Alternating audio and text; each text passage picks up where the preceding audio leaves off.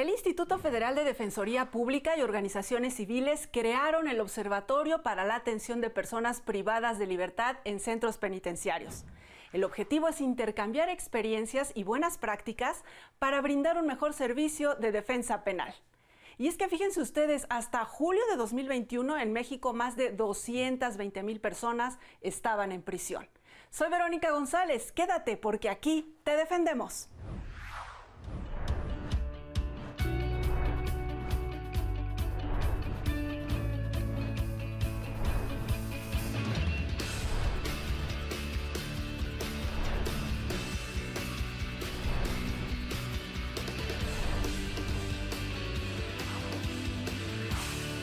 Jorge Andrés Solís Gutiérrez, jefe de departamento en la Unidad de Defensa Penal en el Instituto Federal de Defensoría Pública. Bienvenido.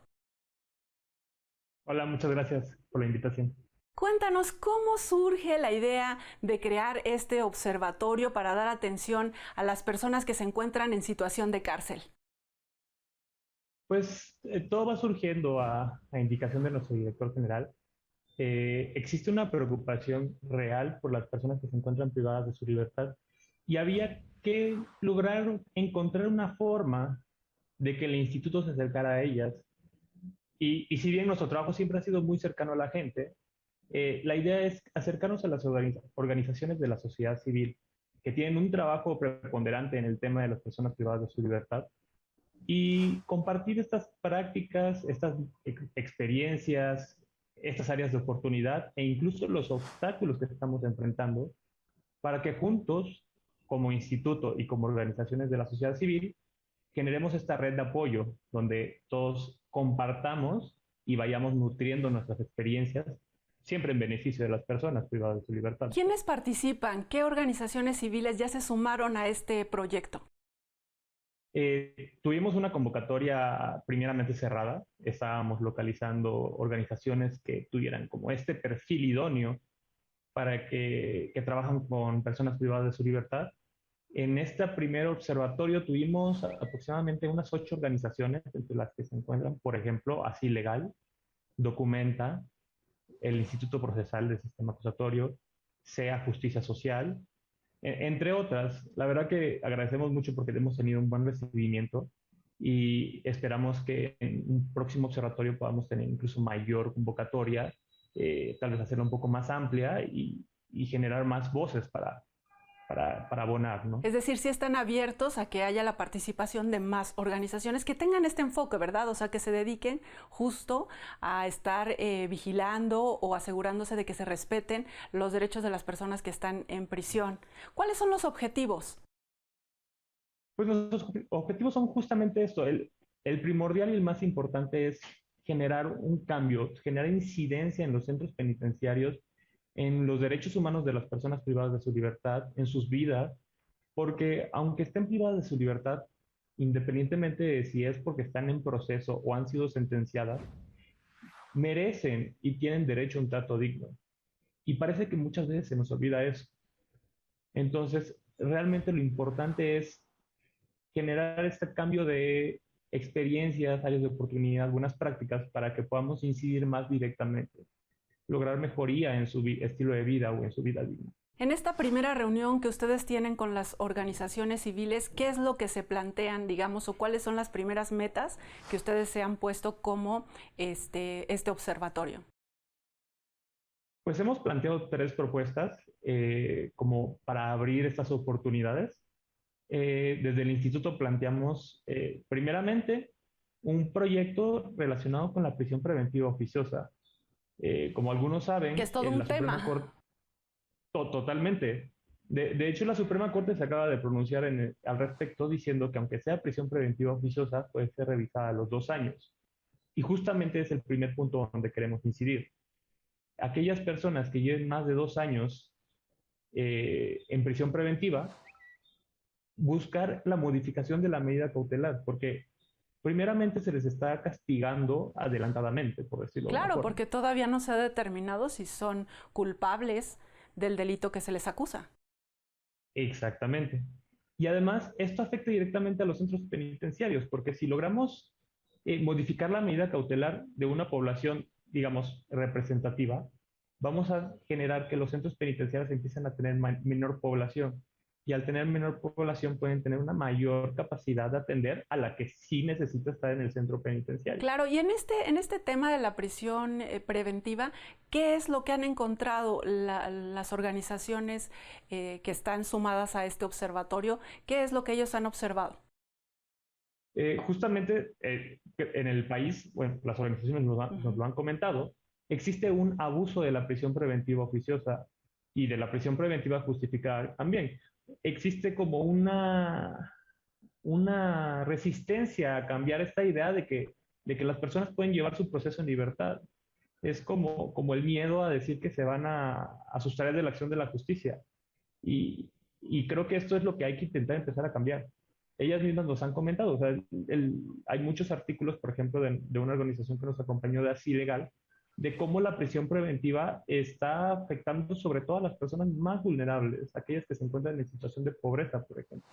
Así es. Y es donde estamos intentando incidir sobre todo. Y bueno, ustedes desde la parte del instituto ya tienen también muy documentado este problema, ¿no? De hecho, sí, es parte del proyecto es justamente estamos identificando en dónde se encuentran estas personas que están siendo representadas por nosotros para poder identificarlas y hacer las promociones necesarias. Y si no me equivoco, ya estamos teniendo incluso casos de éxito donde estamos modificando medidas cautelares y hay personas que ya están obteniendo su libertad gracias a este criterio de la Corte. Bien, pues vamos a hacer una pausa, abogado, y de regreso nos sigues comentando porque no es el único tema, el asunto de la prisión preventiva. Como tú mencionabas, cuando las personas están en prisión, se dicta una sentencia, a veces incluso para la sociedad es como ahí termina la historia y no es así. Entonces vamos a la pausa y regresamos para seguir comentando sobre este tema. Vamos a una pausa, no se vayan.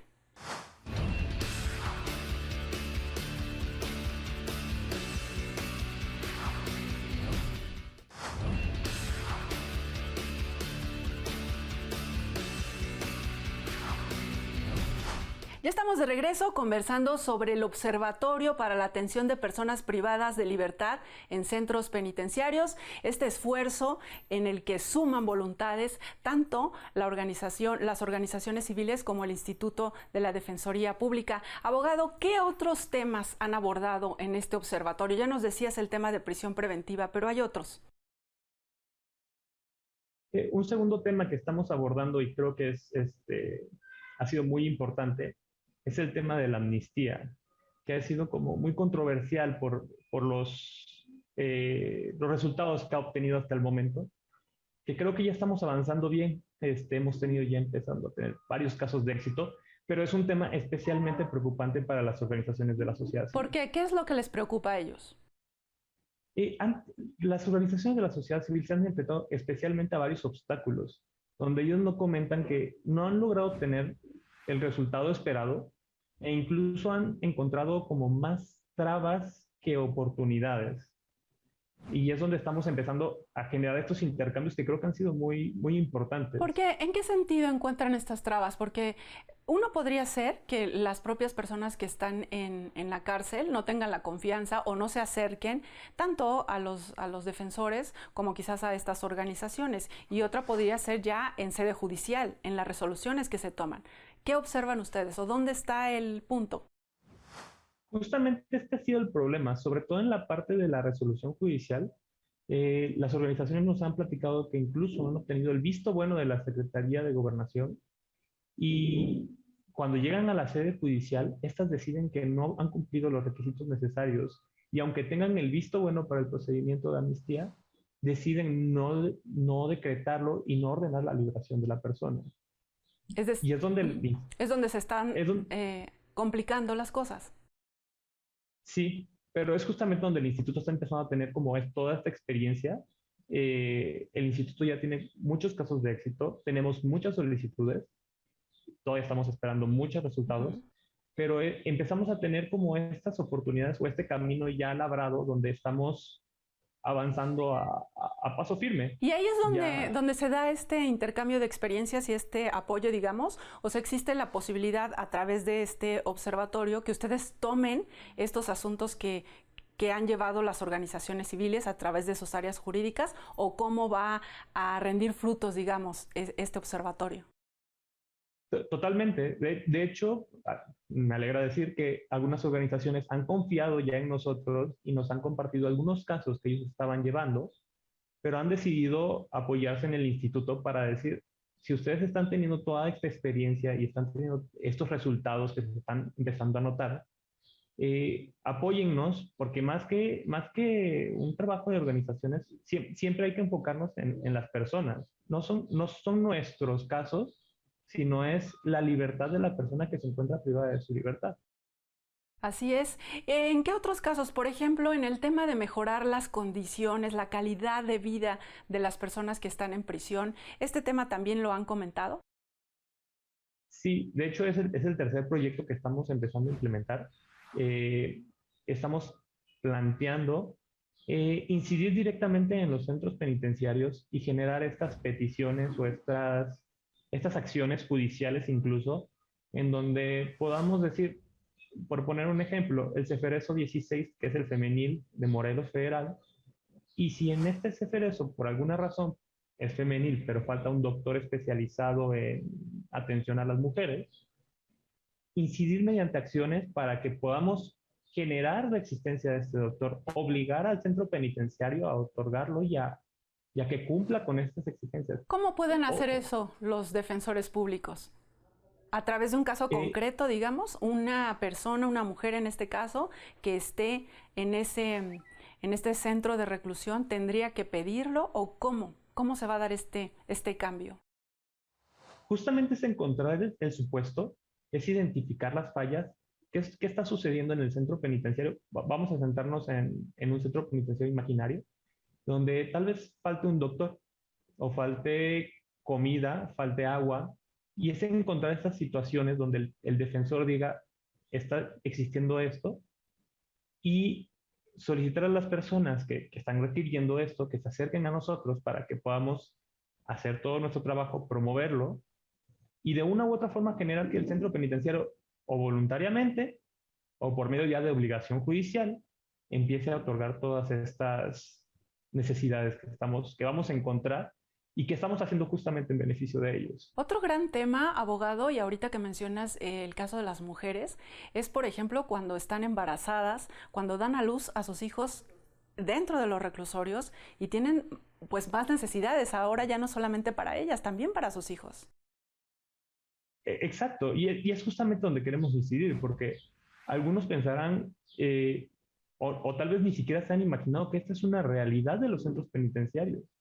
¿Y qué pasa con, por ejemplo, con la mujer, con las necesidades de cuidado del hijo? Hay áreas que se ocupan o donde puedan permanecer, que sean dignas, que sean adecuadas para ellos.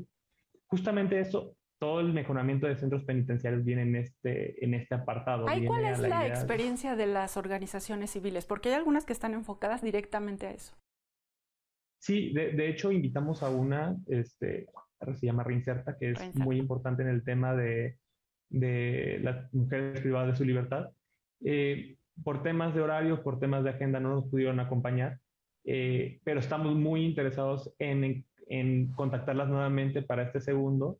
Y ahora sí que justamente ellos nos digan qué están sintiendo, cómo lo están viviendo las mujeres, porque la verdad que es impresionante cuando uno entra a esos centros penitenciarios y ve todo lo que sucede dentro. Así es, justamente qué están observando las organizaciones civiles. Vamos a hacer una pausa y regresamos. Recuerden, aquí estamos muy interesados en conocer la opinión sobre los temas que estamos abordando en el programa, así que te escuchamos.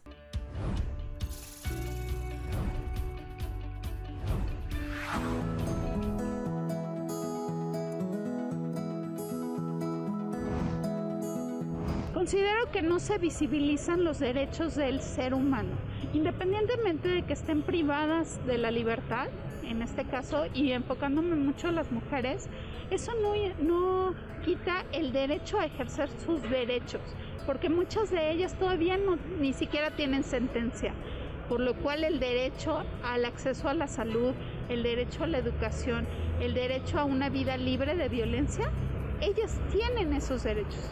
Por algunas noticias o algunas cosas que he visto, la verdad es que el trato no es muy humanitario, o si no es muy humanitario, no es el adecuado. Y aunque son personas que hayan cometido algún crimen, siguen siendo humanos y se les debería tratar como tales. Tal vez optimizando las condiciones en las que estén, pero que se siga sintiendo una prisión, ya que es un delito el que hayan cometido. Por lo que he visto, están en situación deplorable. O sea, no tienen una higiene, no tienen buena alimentación, padecen muchas enfermedades, muchos se han muerto. Entonces, no, realmente creo que no hay una atención buena y digna para ellos. Dicen que sí, que están muy mal, que toda la situación de las mafias y... ¿Mafias a qué me refiero? A que luego, pues ahí mismo, para poder dormir, también tienen que pagar, ¿no? Un pedacito de piso. Entonces, pues todo eso está mal, ¿no? O sea, yo digo que sí deberían de hacer revisiones constantes, o sea, cada semana o cada 15 días, cada mes si quieren, o hasta cada año, pero que las hagan constantes, o sea, que no sea de que nada más van un ratito y ya. Pues yo pienso que por derechos humanos sí se deberían de tener un trato digno, con lo básico, ¿no? Que es alimentación, una buena higiene, y a lo mejor en el pedir cooperación a sus familiares creo que pues queda un poquito fuera por todo el proceso que están llevando también los familiares, y siento que debería ser un trato más digno, más humano. Yo creo que sí es muy difícil para ellos, el cual creo que también tienen sus derechos, pero es dependiendo también del tipo de condena que tengan, ¿no? Ya que ellos pues prácticamente por algo están ahí, pero sí deben de tener derechos y deben de tener también como que ciertos puntos a favor hasta ya que están ahí adentro.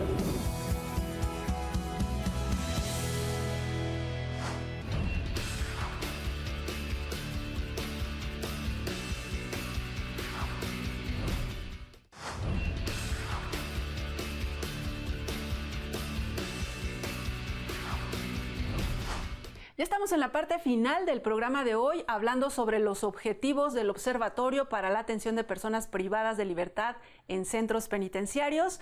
Este esfuerzo que han hecho tanto por parte de las autoridades, digamos, del Instituto Federal de Defensoría Pública y con organizaciones civiles. Abogado, ¿qué casos ya de éxito han tenido por parte del instituto que han compartido en este observatorio con las organizaciones civiles?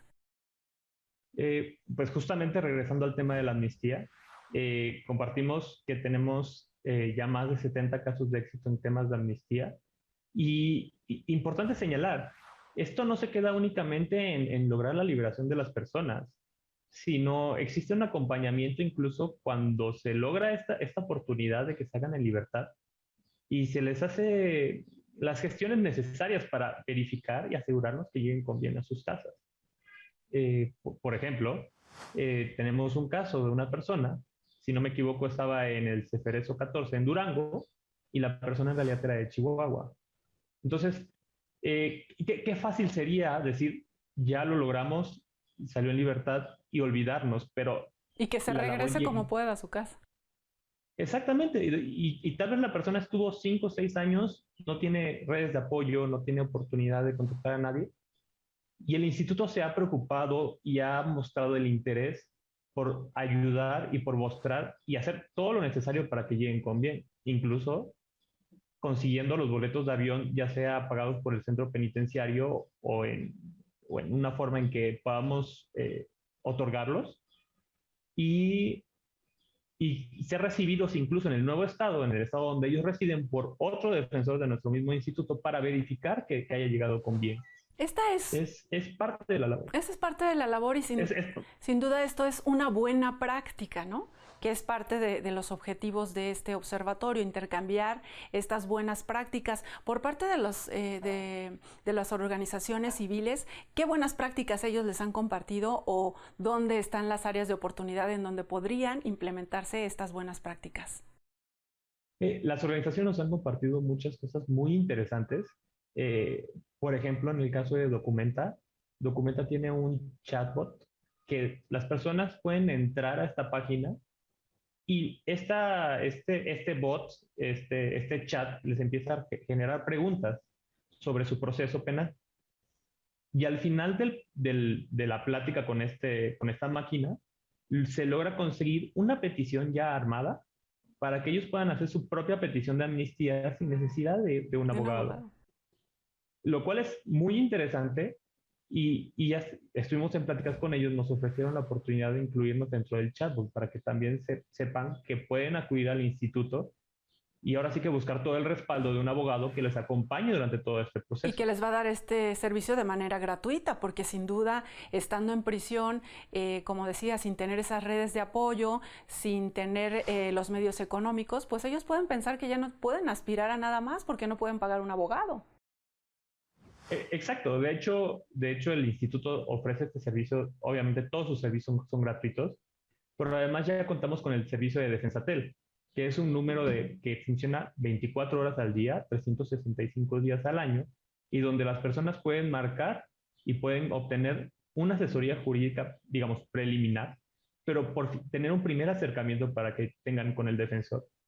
De hecho, si me permite, el número que pueden marcar para que puedan acudir al Defensatel es el 822-42-426. Abogado, ¿de qué manera impactará estos trabajos que están ustedes realizando a través de este observatorio? ¿Cómo van a impactar en la vida cotidiana de las personas que están privadas de libertad? Te menciono esto porque incluso, en tu experiencia, tú lo sabes, dentro de prisión ellos pueden llegar a ser víctimas de algún delito o padecer discriminación, ¿no? En el caso quizás de grupos vulnerables, hablemos de mujeres, personas que tienen una orientación sexual distinta. O sea, dentro de prisión enfrentan situaciones difíciles. Totalmente. Realmente queremos generar una incidencia real. Primeramente, queremos, creo que algunos de los servicios, de las propuestas van enfocadas a disminuir el número de la población penitenciaria, ya sea por liberación de prisión preventiva o por amnistía. ¿Por qué consideramos importante? Porque mientras menos población, mayor atención van a tener. Claro. No es lo mismo atender una cárcel con, no sé, 100 custodios y que hayan 1.500 personas a que hayan 500 tal vez, 600. Uh-huh. Exactamente. Creo que ese es un primer paso que sería muy importante, es el reducir el número de población penitenciaria. Y la otra propuesta, vamos a mejorar sus condiciones. Y ahorita que tocaba, por ejemplo, el tema de las personas con alguna vulnerabilidad o con alguna discapacidad, podemos hablar de que estoy casi seguro que hay centros penitenciarios que no tienen rampas para personas que tienen alguna discapacidad. Para empezar con eso básico. Exactamente. Y creo que podemos empezar a generar esa incidencia, mejorar los centros penitenciarios, no solo hablando de cuestiones como de comida, del día a día, sino una infraestructura real pensada para todas las personas. Bien, pues se nos terminó el tiempo. Licenciado Jorge Andrés Solís Gutiérrez, jefe de departamento en la Unidad de Defensa Penal en el Instituto Federal de Defensoría Pública. Muchas gracias por acompañarnos. No, muchísimas gracias por la invitación. También gracias a usted por su atención. Soy Verónica González. Nos despedimos como siempre con una dosis de cultura. Les saludo desde la Casa Rivas Mercado para invitarles a ampliar sus territorios de placer a través de la obra de este arquitecto. Vamos a conocerla. En la Colonia Guerrero, uno de los barrios más antiguos y emblemáticos de la Ciudad de México, encontramos una fascinante construcción de la arquitectura ecléctica del siglo XIX. Se trata de la casa del arquitecto del Ángel de la Independencia, Antonio Rivas Mercado, un niño nayarita que a los 11 años fue enviado a vivir a Londres y posteriormente a estudiar arquitectura e ingeniería en París. Cuando regresa a México, uno de los hombres más ricos de ese entonces, Ignacio Torres Adalid, le encarga remodelar la hacienda productora de pulque de San Antonio Metuzco en el Estado de México. Su talento fue reconocido rápidamente y comenzó a trabajar para las esferas de la alta burguesía. Antonio Rivas Mercado formó a varias generaciones de arquitectos en la Academia de San Carlos, donde fue director durante 9 años. Además de ser el arquitecto del Ángel de la Independencia, edificó la casona de la calle Londres que ahora alberga al Museo de Cera y otras mansiones para personalidades de la época. También participó en la construcción del Teatro Juárez de Guanajuato, actualmente una de las principales sedes del Festival Internacional Cervantino, e intervino y construyó diversas haciendas. Hasta aquí nuestro recorrido por la obra del arquitecto Antonio Rivas Mercado, un orgullo más de México.